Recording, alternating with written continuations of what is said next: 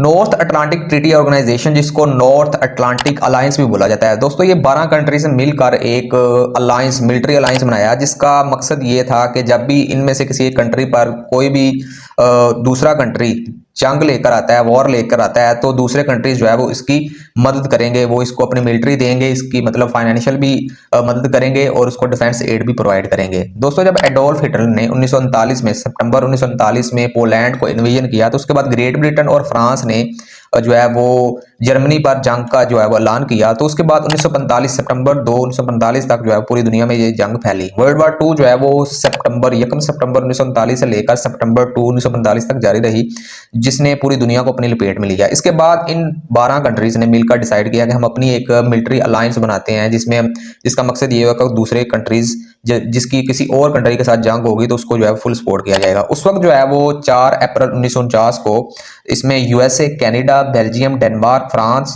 Iceland, Italy, Luxembourg, Netherlands, Norway, पुर्तगाल और UK, इन्होंने मिलकर जो है वो इस अलायंस को क्रिएट किया।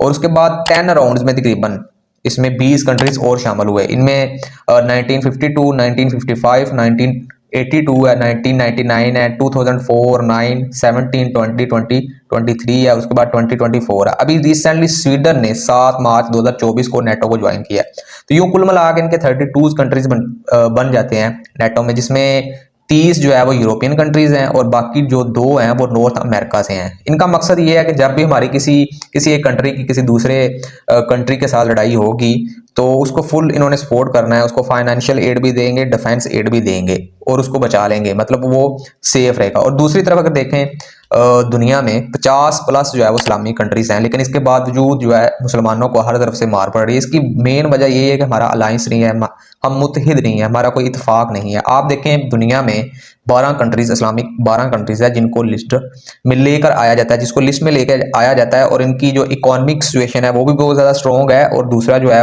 इनके पास मिलिट्री भी काफ़ी ज़्यादा है लड़ने के लिए। आप देखें नंबर 12 पर जो है वो यूनाइटेड अरब इमारात हैं, जिनकी इकोनॉमिक सिचुएशन जो है वो दुनिया में शुमार की जाती है, स्ट्रॉन्गेस्ट इकोनॉमिक सिचुएशन है इनकी, इनके पास 64,000 एक्टिव पर्सन है लड़ने के लिए। इसी तरह नंबर 11 पे बांग्लादेश है, इनकी इकोनॉमिक सिचुएशन भी काफ़ी ज़्यादा मजबूत है और इनके पास 1,60,000 जो है वो एक्टिव पर्सन लड़ने के लिए मौजूद है। ये मैं आपको बता रहा हूँ 2017 के अकाउंटेबिलिटी, उसके मुताबिक जो है ये इतना इनके पास एक्टिव पर्सन है। इसके बाद नंबर 10 पे मोरक्को, 1,98,000 इनके पास एक्टिव पर्सन है लड़ने के लिए। इसी तरह नंबर 9 पे सीरिया आ जाता है, जिसके पास 1,54,000 एक्टिव पर्सन है लड़ने के लिए। इस तरह मलेशिया, इनकी भी इकोनॉमिक सिचुएशन काफ़ी ज़्यादा मजबूत है, इनके पास 1,10,000 एक्टिव पर्सन है लड़ने के लिए। ये अकॉर्डिंग टू 2017 के अदादोशुमार के मुताबिक आपको बता रहा हूँ। इस तरह अल्जीरिया के पास 5,20,000 एक्टिव पर्सन लड़ने के लिए और इनकी इकोनॉमिक सिचुएशन भी काफ़ी ज़्यादा मजबूत है। इस तरह नंबर 6 पे सऊदी अरेबिया आता है, इनके पास 2,31,000 जो है वो एक्टिव पर्सन लड़ने के लिए, अभी रिजर्व जो है वो अलग है।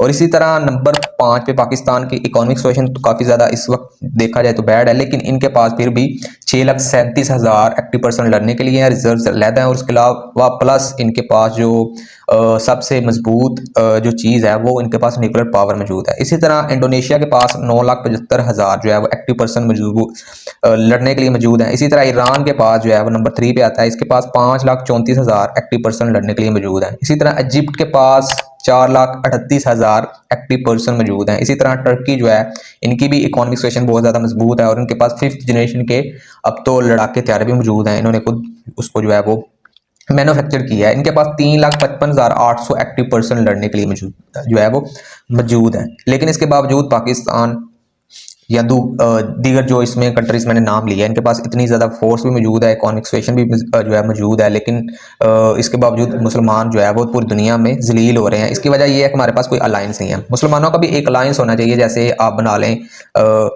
अलायंस ऑफ इस्लामिक कंट्रीज, या इस तरह को कोई भी नाम से एक अलायंस बनाना चाहिए, जिससे जो है वो दूसरा एक कंट्री दूसरे मुसलमान कंट्री की मदद कर सके, उसको जो है वो एड प्रोवाइड करे। आप देखें फ़लस्तीन को हमने उजाड़ दिया अपने हाथों में, हम कुछ नहीं कर सके। अब एक अलायंस बनाया गया था, वो भी एंटी टेररिस्ट, जो कि सऊदी अरेबिया की जानब से इनके जो डिफेंस मिनिस्टर थे, इन्होंने 2015 में जो है वो सलमान अल सऊद, इन्होंने जो है वो एक Islamic military counter terrorism collision बनाया।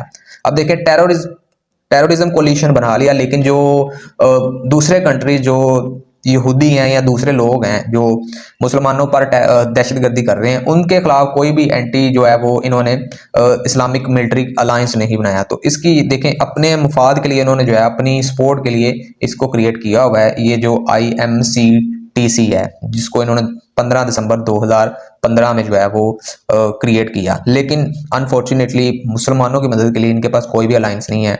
इसके लिए जो है वो डॉक्टर ज़ाकिर नाइक जो अभी पाकिस्तान में आए और अभी भी हैं मौजूद इधर, तो उन्होंने भी एक अपनी राय ये दी कि मुसलमानों का एक अलायंस होना चाहिए, जैसे नेटो है, नेटो तर्ज का एक अलायंस बनाए, जब भी किसी भी एक कंट्रीज पर जुल्म हो तो दूसरा इस्लामिक कंट्री जो है वो उसकी हेल्प कर सके।